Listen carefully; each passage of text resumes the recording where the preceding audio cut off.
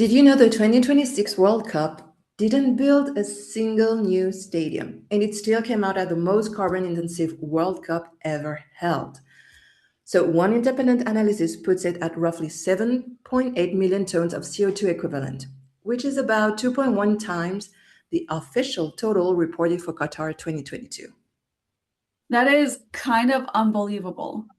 And did you also know that in the same analysis, spectator travel accounts for an estimated 87.8% of the entire whole footprint, while stadium operations and renovations altogether come to just about 3.1%? Everything we argue about in this industry, the LED lights, the venue upgrades, the team's charter flights, that's the 3%. The guest list is 87.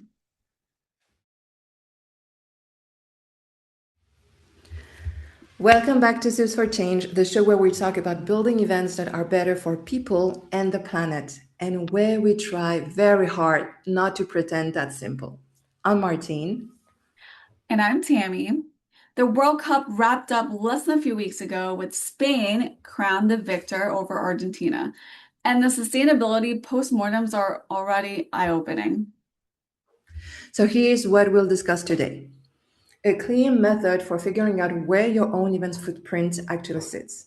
Four things the host cities did that you can copy on a normal budget, and language for your sustainability claims that won't get you in trouble later. Let's get to it.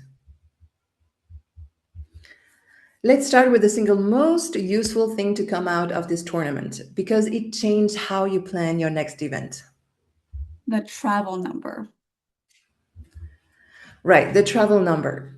Greenlee, a carbon accounting firm, published a bottom up estimate before the tournament, and the structure of it is what matters.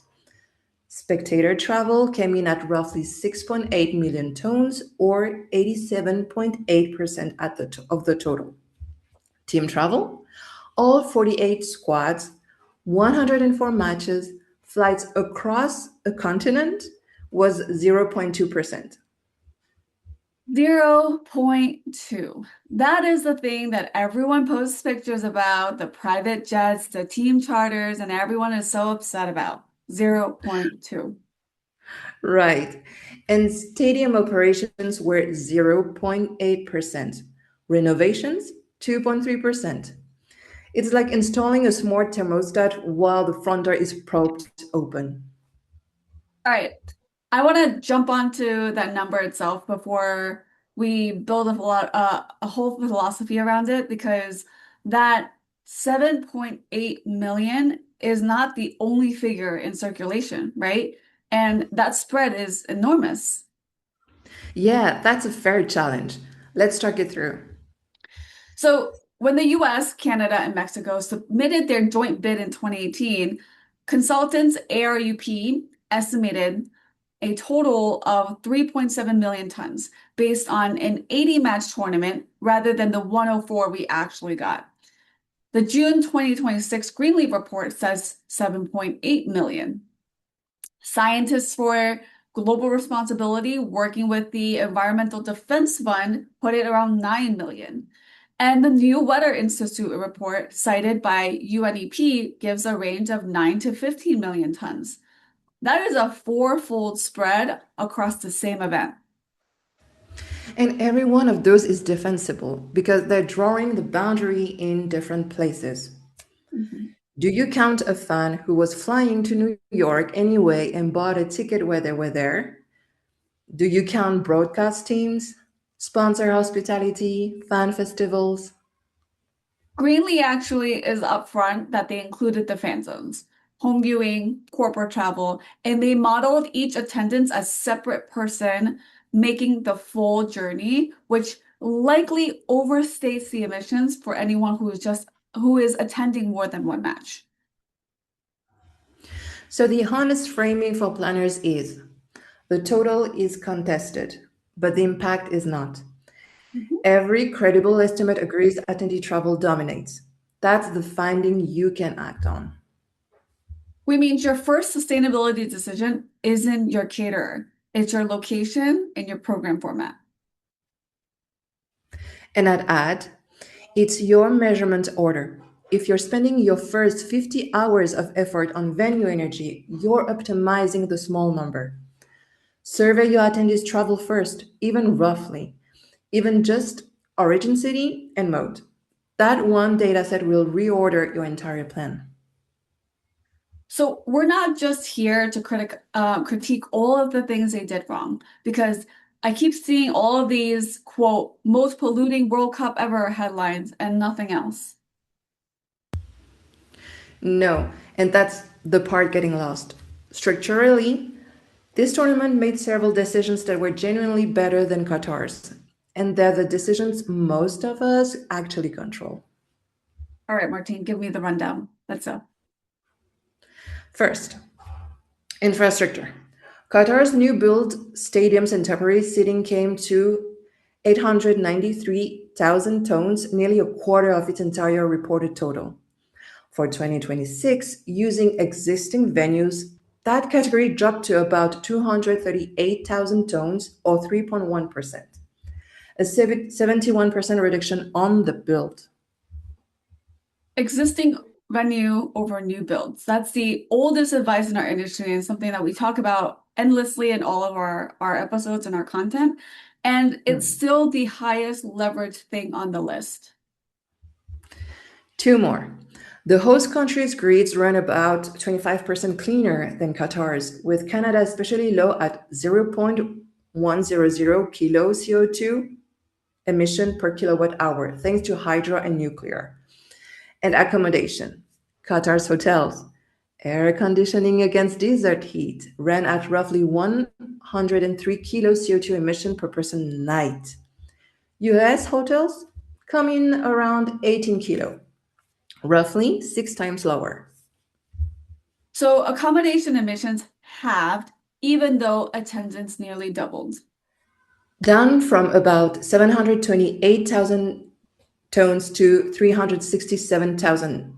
Grid intensity and hotel efficiency are region level facts you inherit by choosing a city. So, what we want to say is that's a sourcing decision and could be the key to reducing your event's footprint. Now, Martine, what about governance? Because this is usually where I find the gap between the glossy strategy deck and the person on site with a clipboard. Mhm. This is the bit I want planners to hear. Each of the 16 host city was required by FIFA to appoint its own sustainability officer and produce a formal sustainability plan. That's a structural requirement written into hosting, not a nice to have. That's great. I didn't know about that. Did you? It's not public knowledge. So, what did those sustainability officers oversee and what did they produce? So, concrete things. UNEP published a roundup in mid July. Let's talk about Toronto. Ran a three-stream waste system, reusable foodware in selected FIFA fan festival areas, food rescue redirecting surplus to community organization, and public water refill stations. It also planted more than 57,000 native trees and shrubs across Centennial Park and Bidasige Park, and built a training facility designed to net zero standards. Trees are the easiest thing to be cynical about, but planting native trees in a public park you already own is a completely different animal than an offset certificate. Seattle's Lumen Field diverts around 90% of its waste from landfill, one of the leading zeros one of the leading zero waste programs in the US, and the city added pedestrian streets, more transit service, and a free waterfront shuttle to the stadium.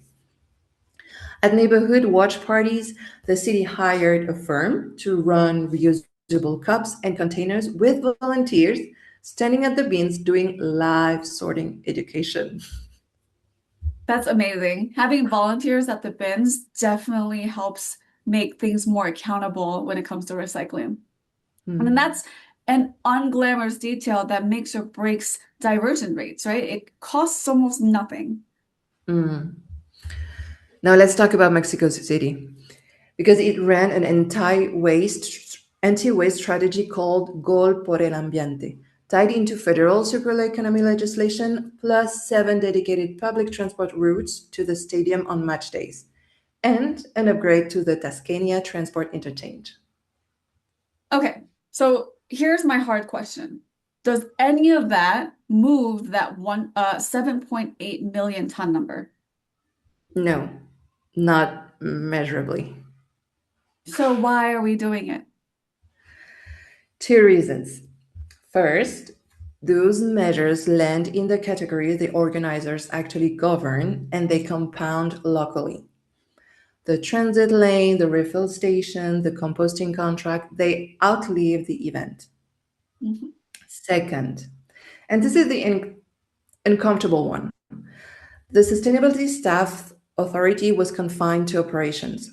The Mhm. decisions that set the carbon trajectory, expanding to 48 teams and 16 cities across 3 countries, were made at the commercial level. Right. So the sustainability team was handed the 3% and asked to explain the other 87%. Great. Which is the most transferable lesson in this whole episode. If your sustainability lead isn't in the room when program design, dates, and location get decided, definitely they're decorating an outcome someone else already chose.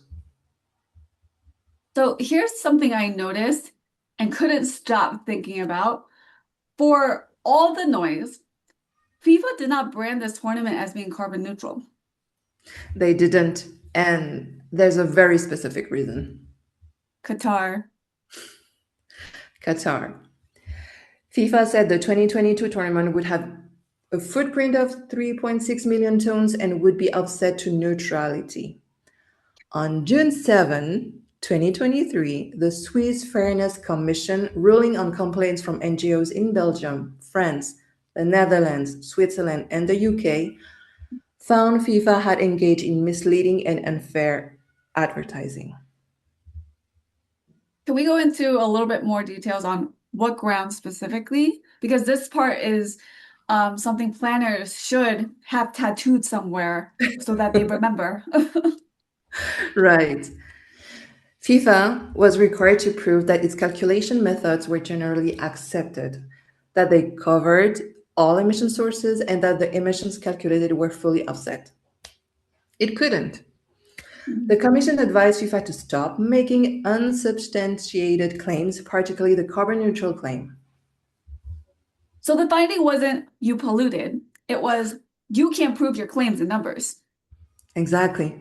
The Commission's broader conclusion was that you shouldn't claim a sustainability goal has been achieved when there's no definitive, generally accepted method for measuring it, which makes sense. That's a standard that applies to every one of us writing even marketing copy. Yep, we've all been there. Think about it like the front of a cereal box versus the nutrition panel, right? It says healthy on the front, which is the claim, but the panel is the evidence when you look at the actual nutrition facts. Regulators are increasingly only interested in the actual panel. Hmm. And here's where I'll be a bit more critical because I think the 2026 approach has a real cost too. Mhm. FIFA sustainability and human rights strategy for 2026 is built around 4 pillars, with an environmental pillar covering energy efficiency, waste, and transport planning at host city level. Yep. But it doesn't set a carbon budget, doesn't publish an updated emissions estimates, and contains no commitment on how the total footprint will be publicly reported. Yeah. Due to Qatar, they stopped overclaiming, but also stopped committing. That's the trade off, right? And reasonable people land on different sides of it. One reading would be they learned discipline. Mhm. Another reading, they discovered that saying nothing carries no regulatory risk at all. So FIFA's corporate commitments 50% reduction by 2030 and net zero by 2040 under the UN Sports for Climate Action Framework apply to FIFA as an organization, not this tournament. Yep. Very specifically outlined the distinction. So for a planner, the practical version is this. Silence is not a strategy, but neither is unverifiable details and superlatives. The middle path is a bounded, specific, measured claim. Say what you measured. Say what you excluded. Say who checked it. For example, we diverted 84% of on site waste verified by our waste contractors' weight tickets, excluding construction waste. Nobody can sue you over that sentence. Now, this last part, this is the one I think our audience underrates because it's not about carbon at all. It's about whether your event is safe and whether people can get in and access your event. Heat first. Yes.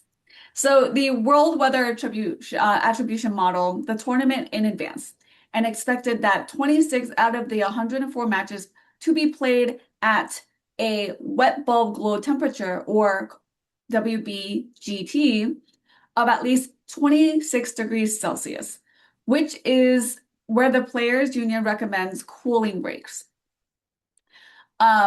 Now, 5 matches were expected to be at or above the 28 degrees Celsius, which is 82.4 degrees Fahrenheit, which FIFPro says is unsafe for play and warrants postponement. And WBGT is the metric to learn. It's not air temperature, it combines temperature, humidity, solar radiation, and wind, which makes it a far better indicator of how dangerous conditions actually are for a human body. Now, we've all been there, right? Like on a hot, humid day, you're walking outside and you can't breathe. Now imagine playing 90 minutes of soccer and football in that weather. Ridiculous. And it's the wind chill in reverse, right? A 30 degrees Celsius or an 86 degrees Fahrenheit day with high humidity and full sun is completely different in the same temperature on that day that is dry and breezy. And only WBGT tells you which one you've got. Now, the governance gap. FIFA regulations mandate a 3-minute cooling break at 32 degrees Celsius or 89.6 degrees Fahrenheit WBGT, with voluntary breaks available between 27 degrees Celsius or 80.6 degrees Fahrenheit and 32 degrees Celsius or 89.6 degrees Fahrenheit.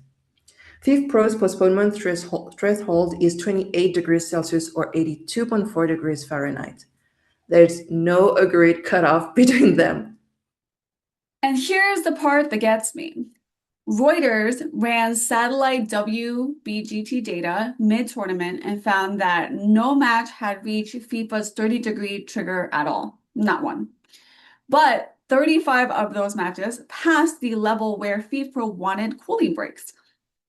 And 27 of those passed the 28-degree postponement line. 9 of those 27 were played in open air stadiums with no air conditioning. So the mandatory rule never executed, and FIFA introduced 3-minute hydration breaks at every single match anyway. Which tells you the threshold was set in the wrong place.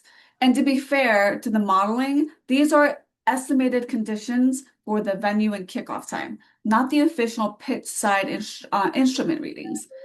But the direction is not in dispute. Yeah, organizers did adapt. More evening kickoffs in hotter cities and hydration breaks at all 104 matches.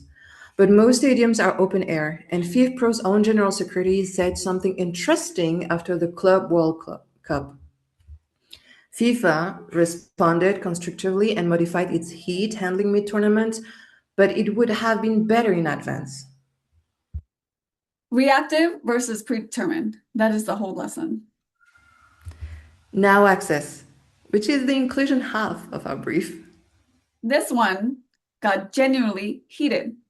FIFA used dynamic pricing at a World Cup for the first time.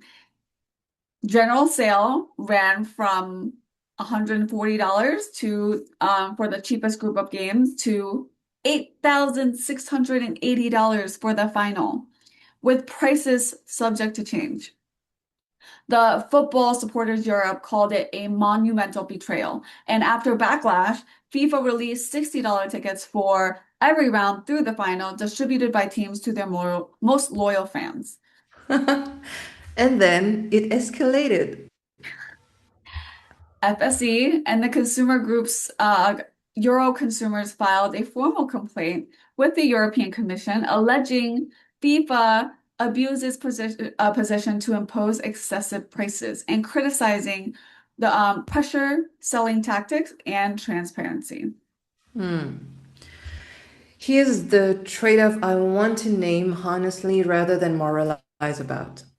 Commercially, it worked spectacularly. Final attendance was 6,810,966, a record with 99.7% occupancy and more than 8.5 million people visiting the official fan festivals. That nearly doubled the previous record of 3,587,538 from USA 1994 and exceeded the combined attendance of Russia 2018 and Qatar 2022. So the seats were filled. The question critics raised is who filled them.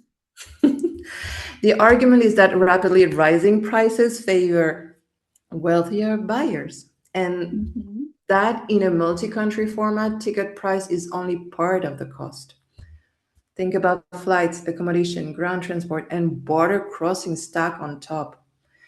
One counterpoint worth acknowledging: dynamic pricing can lower prices in competitive markets. The complication is that FIFA has no competitor and no substitute product exists. Mhm. And there's a defense of the model too, that a lot of the outrage confused variable pricing with price gouging, and FIFA's approach filled stadiums that might otherwise have been empty seats. I don't fully buy it, pun intended, but it's a real argument, not a straw man. Which lands us in a useful place. A sold out event and an accessible event are not the same measurement, and if you only track the former, you will never see the latter failing. So 5 things to do and actually do them. One, add two questions to your registration form: origin city and travel mode. That's it. Two fields, and that single data set lets you calculate the category that dominates your footprint. And right now, most planners are guessing. Two, put your sustainability lead in the format meeting, not the operations meeting. Venue, dates, and geography decide most of your impact. If that person first sees the plan after the contract is signed, you have hired a decorator. 3, rewrite one claim on your website this week. Take your vaguest sustainability sentence and replace it with a measured one that names its boundaries and its source. Delete the word neutral unless you can actually produce the methodology and verification. 4, build a WBGT type trigger into your outdoor event plan. Pick your thresholds now in writing. For instance, at X, cooling stations and shades will be open. At Y, program pauses, and at Z, you postpone. Free WBGT calculators exist. Deciding this in advance is what separates a protocol from a panic. Five, run a who couldn't come review after your next event. Look at pricing tiers, sold out speed, travel cost, and visa or accessibility barriers. Sold out tells you demand. It tells you nothing about who was excluded. Our question for you this week, and we do read these. What's one sustainability claim you've seen on an event website recently that you don't quite believe? And what would have made you believe it? No naming, no shaming. We're interested in language, not the culprit. Right, tell us in the comments. We'll pull the best answers into a future episodes. Now, that's it from us. Thanks for spending this one with us. Keep sipping for change. Bye.